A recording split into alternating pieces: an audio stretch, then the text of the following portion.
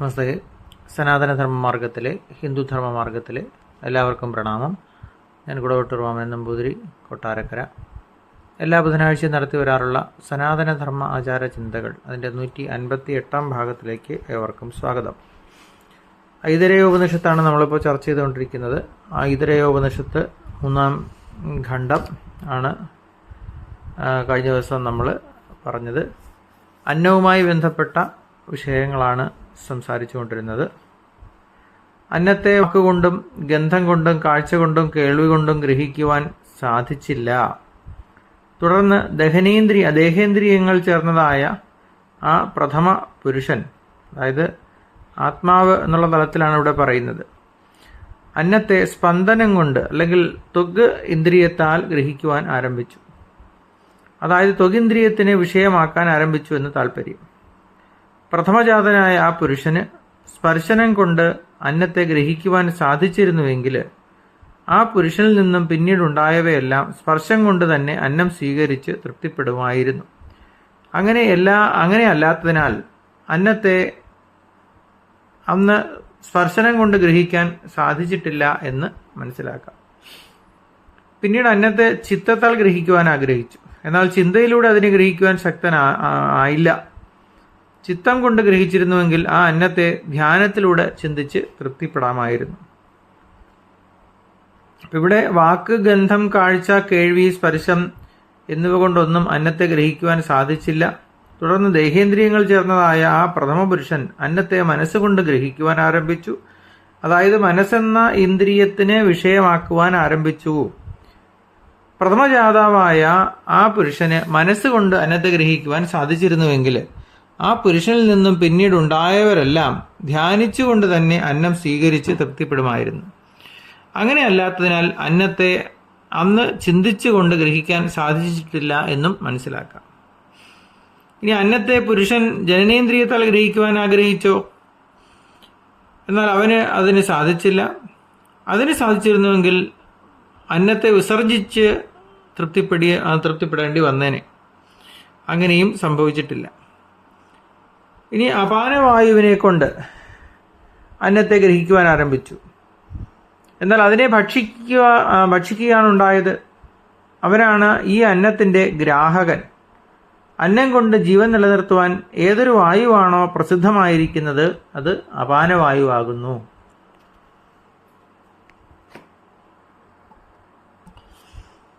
അതായത് പ്രാണൻ, കണ്ണ്, ചെവി, ത്വക്ക്, ശിഷ്ണം, അതായത് പുരുഷലിംഗം, ഇവ കൊണ്ടൊന്നും അന്നത്തെ ഗ്രഹിക്കുവാൻ സാധിക്കാതെ വന്നപ്പോൾ അവസാനം ശരീരത്തിൽ കീഴോട്ട് വ്യാപിച്ചുകൊണ്ടിരിക്കുന്ന അപാനവായുവിനെ കൊണ്ട് വായുവിൽ കൂടി അന്നത്തെ ഗ്രഹിക്കുവാൻ ആഗ്രഹിക്കുകയും അതിൽ വിജയിക്കുകയും ചെയ്തു. അങ്ങനെ അപാനവായുവാണ് വായിൽ നിന്ന് ഭക്ഷണത്തെ കീഴോട്ട് കൊണ്ടുപോകുന്നതും പിന്നീട് അനാവശ്യ ഭാഗങ്ങളെ പുറത്തേക്ക് വിടുന്നതും. അതായത് വിസർജനം നടത്തുന്നതും അപാനവായുവാണ് എന്ന് താല്പര്യം. അന്നം കൊണ്ട് ആയുസ്സിനെ നിലനിർത്തുന്നത് കൊണ്ട് അപാനവായുവിനെ അന്നായു എന്ന് പറയാറുണ്ട്. ഇങ്ങനെയുള്ള ഓരോ പരീക്ഷണത്തിലൂടെ ആയിരിക്കണം മറ്റുള്ള ഇന്ദ്രിയങ്ങളും തങ്ങളുടെ പ്രവർത്തന തലം ഏതാണെന്ന് കണ്ടെത്തിയിട്ടുണ്ടാവുക എന്ന് ചിന്തിക്കാം. അപ്പൊ ഇങ്ങനെ ഇത് കഴിഞ്ഞപ്പോൾ ഈശ്വരൻ ചിന്തിക്കാനായിട്ട് ആരംഭിച്ചു. ഞാനില്ലാതെ ഇതെങ്ങനെയാണ് ഭവിക്കുന്നത്? 2 മാർഗങ്ങളുള്ളതിൽ ഏത് മാർഗത്തിൽ കൂടി ഞാൻ പ്രാപിക്കും? വീണ്ടും അവൻ ചിന്തിച്ചു. വാക്കുകൊണ്ട് വ്യവഹരിക്കപ്പെടുകയാണെങ്കിൽ, പ്രാണനാൽ ശ്വസിക്കപ്പെടുകയാണെങ്കിൽ, നേത്രത്താൽ ദർശനീയമായെങ്കിൽ, കർണത്താൽ ശ്രവിക്കപ്പെടുകയാണെങ്കിൽ, ത്വക്കിനാൽ സ്പർശിക്കപ്പെടുകയാണെങ്കിൽ, ചിത്തത്താൽ ചിന്തിക്കപ്പെടുകയാണെങ്കിൽ, അപാനൻ ഭക്ഷിക്കപ്പെടുകയാണെങ്കിൽ, ജനനേന്ദ്രിയത്താൽ വിസർജിക്കപ്പെടുകയാണെങ്കിൽ പിന്നെ ഞാൻ ആരാണ്?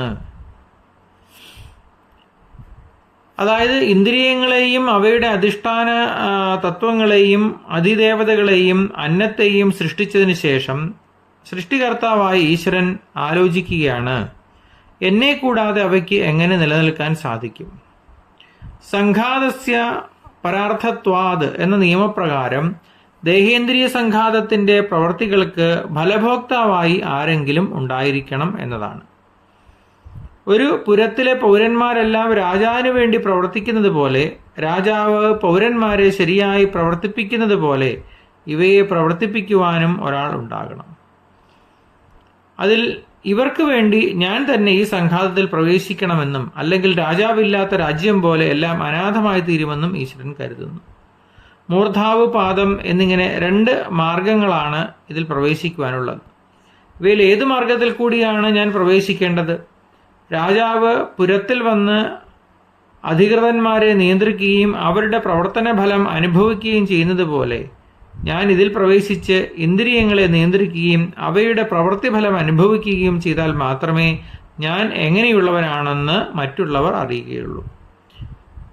വാഗാദി ഇന്ദ്രിയങ്ങൾ പ്രവർത്തിക്കുന്നത് എനിക്ക് വേണ്ടിയാണെന്ന് മറ്റുള്ളവർ അറിയുവാനുള്ള മാർഗം ഇതാണ്.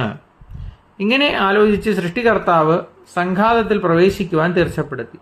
ചേതനനായ ആത്മാവില്ലെങ്കിൽ വാഗാദി ഇന്ദ്രിയങ്ങൾക്ക് പ്രവർത്തനശക്തി ഉണ്ടാവുകയില്ലെന്നും രാജാവ് കൊട്ടാരത്തിൽ താമസിച്ച് കാര്യങ്ങൾക്ക് നേതൃത്വം നൽകുന്നത് പോലെയാണ് ആത്മാവ് ദേഹത്തിലിരുന്ന് ഇന്ദ്രിയങ്ങളുടെ പ്രവർത്തനങ്ങൾക്ക് നേതൃത്വം നൽകുന്നതെന്നും ആണ് ഇവിടെ വ്യക്തമാക്കിയിരിക്കുന്നത്. അപ്പോൾ ആത്മാവിനെ കേന്ദ്രീകരിച്ചുകൊണ്ടാണ് ഇന്ദ്രിയങ്ങളും മനസ്സും ഒക്കെ പ്രവർത്തിക്കുന്നത്. അല്ലെങ്കിൽ ഇവയുടെയൊക്കെ കേന്ദ്രബിന്ദു എന്ന് പറയുന്നത് ആത്മാവാണ്. ഏതൊരു ആത്മാവിൻ്റെ സാന്നിധ്യത്തിലാണ് നേരത്തെ പറഞ്ഞ ദർശിക്കുന്നതും കേൾക്കുന്നതും സ്പർശനം നടക്കുന്നതും ഒക്കെ, അതുപോലെ തന്നെ ഏതൊരു ആത്മാവിൻ്റെ അസാന്നിധ്യത്തിലാണ് ഇവയൊക്കെ നടക്കാത്തത്. ആ ആത്മാവ് മാത്രമാണ് സത്യമായിട്ടുള്ളത്. ആ ആത്മാവിനെ കേന്ദ്രീകരിച്ചുകൊണ്ടാണ് ദേഹത്തിൻ്റെ മറ്റ് ചലനങ്ങൾ നിലനിൽക്കുന്നത്. ആത്മാവ് പുറത്തു പോകുമ്പോൾ ഇന്ദ്രിയങ്ങളും അവയുടെ പ്രവർത്തന ഫലമായുണ്ടാകുന്ന അനുഭവങ്ങളും നഷ്ടമാകും. ദേഹത്തിൽ ആത്മാവ് നിലനിൽക്കുന്നിടത്തോളം കാലം മാത്രമേ ഇവ കൊണ്ട് പ്രയോജനമുള്ളൂ എന്ന് താല്പര്യം.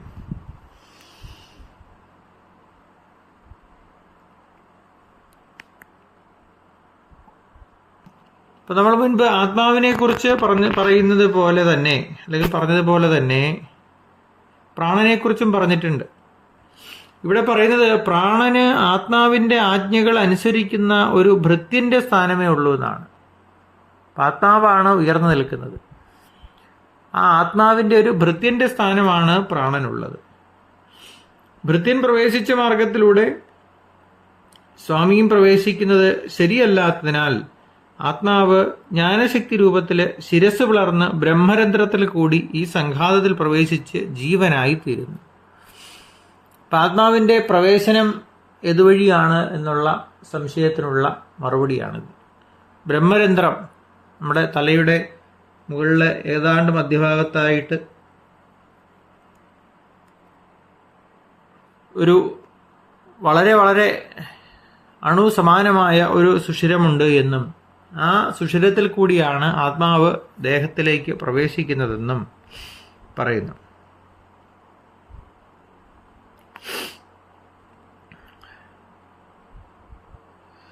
തലയിൽ എണ്ണ തേക്കുമ്പോൾ അതിൻ്റെ കുളിർമ താഴോട്ടിറങ്ങുന്നത് ഈ ദ്വാരത്തിലൂടെയാണ് എന്നാണ് പറയുന്നത്. ദേഹത്തിലെ ഏറ്റവും പ്രധാനപ്പെട്ട ഭാഗമാകുന്നു അതായത് ബ്രഹ്മരന്ധ്രം എന്ന് പറയുന്ന ഈ ദ്വാരം. കാരണം ഇത് ആത്മാവിൻ്റെ തന്നെ പ്രവേശന ദ്വാരമായിട്ടാണ് പറയുന്നത്. മറ്റുള്ള ഇന്ദ്രിയങ്ങൾ ആപേക്ഷികമായി താഴ്ന്ന നിലയിലുള്ള ദേവതകളുടെ പ്രവേശന ദ്വാരങ്ങളാകുന്നു. മരണസമയത്ത് ജീവൻ ഈ ദ്വാരത്തിൽ കൂടി പോകുമ്പോഴാണ് ബ്രഹ്മലോകപ്രാപ്തിയും പരമാനന്ദവും അനുഭവിക്കുന്നത്. അതുകൊണ്ട് ഇതിന് നന്ദനം എന്നും പേരുണ്ട്. നന്ദനം എന്നതിൻ്റെ വൈദിക രൂപമാണ് നാന്ദനം. ഇങ്ങനെ ജീവരൂപത്തിൽ പ്രവേശിച്ചിട്ടുള്ള ആത്മാവിന് 3 വാസസ്ഥാനങ്ങളും 3 തരത്തിലുള്ള അനുഭവങ്ങളുമാണുള്ളത്. 1 ജാഗ്രത അവസ്ഥയിൽ ഇന്ദ്രിയസ്ഥാനമായ വലത്തെ കണ്ണ്, 2 സ്വപ്നാവസ്ഥയിൽ അന്ധഃകരണസ്ഥാനമായ മനസ്സ്, 3 സുഷുപ്തിയിൽ ഹൃദയാകാശം. ഈ 3 സ്ഥാനങ്ങളിൽ ഇരുന്നു കൊണ്ട് ജീവന് 3 തരത്തിലുള്ള അനുഭവങ്ങൾ ഉണ്ടാകുന്നു: ജാഗ്രത, സ്വപ്നം, സുഷുപ്തി. ഇവ മൂന്നിനെയും ഇവിടെ സ്വപ്നങ്ങളായിട്ടാണ് പറഞ്ഞിരിക്കുന്നത്. കാരണം ജാഗ്രതയും സുഷുപ്തിയും യഥാർത്ഥത്തിൽ സ്വപ്നങ്ങൾ തന്നെയാകുന്നു. ജാഗ്രത, സ്വപ്ന, സുഷുപ്തികളാകുന്ന ഈ 3 തലങ്ങളിൽ അജ്ഞനായ ആത്മാവ് ക്രമത്തിൽ സഞ്ചരിച്ചു കൊണ്ടിരിക്കുന്നു. ഈ ദേഹത്തിൽ പ്രവേശിച്ചതിന് ശേഷം ആത്മാവ് മായയ്ക്ക് അധീനമായി സ്വന്തം രൂപം വിസ്മരിച്ചതാണ് ഇതിന് കാരണം. അഥവാ ജീവന്റെ ആവസ്ഥകൾ അടുത്ത അധ്യായത്തിൽ വിവരിക്കുന്ന പിതൃശരീരം, മാതൃശരീരം, തന്റെ ശരീരം, ഈ മൂന്ന് എണ്ണമാണെന്ന് പറയാം. ഇപ്പോൾ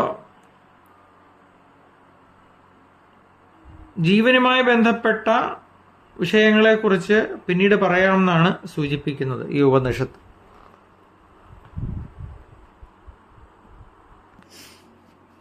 ഇവിടെ ആത്മാവിന്റെ ശരീരപ്രവേശനം ഏത് വഴിയിലൂടെയാണ് എന്ന് സൂചിപ്പിക്കുന്നു. ബ്രഹ്മരന്ധ്രം വഴിയാണ് ആത്മാവ് ശരീരത്തിൽ പ്രവേശിക്കുന്നത്. അതിനൊരു ജീവ അല്ലെങ്കിൽ പ്രാണ സ്വഭാവം വരുന്നത് അപ്പോഴാണ്. അതുപോലെ തന്നെ പ്രാണനെ തിരിച്ച് അതിലേക്കൂടെ തന്നെ ബ്രഹ്മരന്ധ്രം വഴി തന്നെ ബഹിർഗമിപ്പിക്കുമ്പോഴാണ് മോക്ഷത്തിന് കാരണമായി തീരുന്നത് എന്നും നമ്മൾ നേരത്തെ സൂചിപ്പിച്ചു. കൂടാതെ സമാധി എന്ന് പറഞ്ഞാൽ എന്ത്? ഈ ബ്രഹ്മരന്ധ്രം വഴി ജീവനെ പുറത്തേക്ക് വിടുന്നതാണ് സമാധി എന്ന് പറയുന്നത്. നട്ടലിൻ്റെ ചുവട്ടിലായിട്ട് 3.5 ചുറ്റ് ആകൃതിയിൽ, സർപ്പാകൃതിയിൽ കിടക്കുന്ന കുണ്ടലിനി എന്ന് പറയുന്ന ശക്തിയെ ഉയർത്തി ബ്രഹ്മരന്ധ്രം വഴി പുറത്തേക്ക് വിടുന്നതാണ് അനുഭൂതി തലത്തിൽ ഉള്ളത് അല്ലെങ്കിൽ ഉണ്ടാകേണ്ടത്.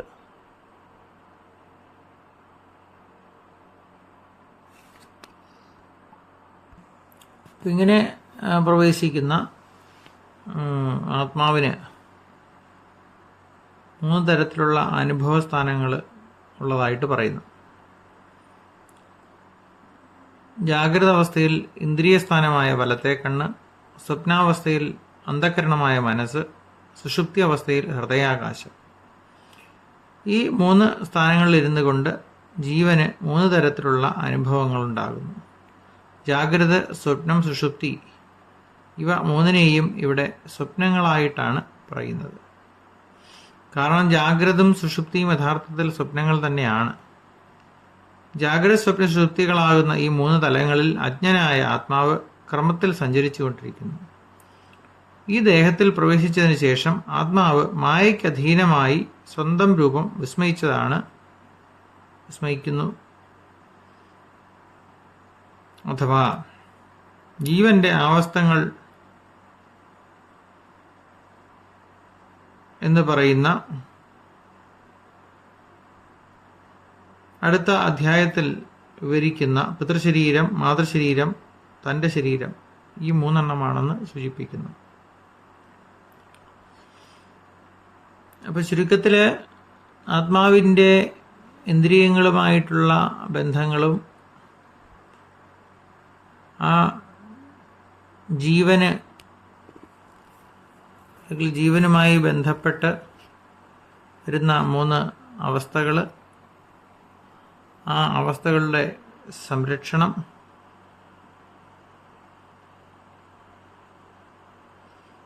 ജീവന്റെ അവസ്ഥകൾ,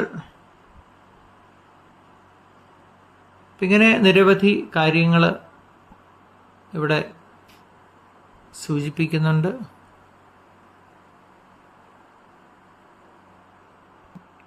അപ്പോൾ ഈ പ്രപഞ്ച ചൈതന്യം എന്ന് പറയുന്നത് ആത്മാവ് തന്നെയാണെങ്കിലും ആ ആത്മാവ് വിവിധ ശരീരങ്ങൾ എടുത്ത് അവയെ തൃപ്തിപ്പെടുത്തിക്കൊണ്ട് എങ്ങനെയാണ് നിലനിൽക്കുന്നത് എന്നും സൂചിപ്പിച്ചു. ഇത്ര സൂചിപ്പിച്ചുകൊണ്ട് ഇന്നത്തെ പ്രഭാഷണം അവസാനിപ്പിക്കുകയാണ്. എൻ്റെ ഫോൺ നമ്പർ 94 47 30 62 73. നമസ്തേ.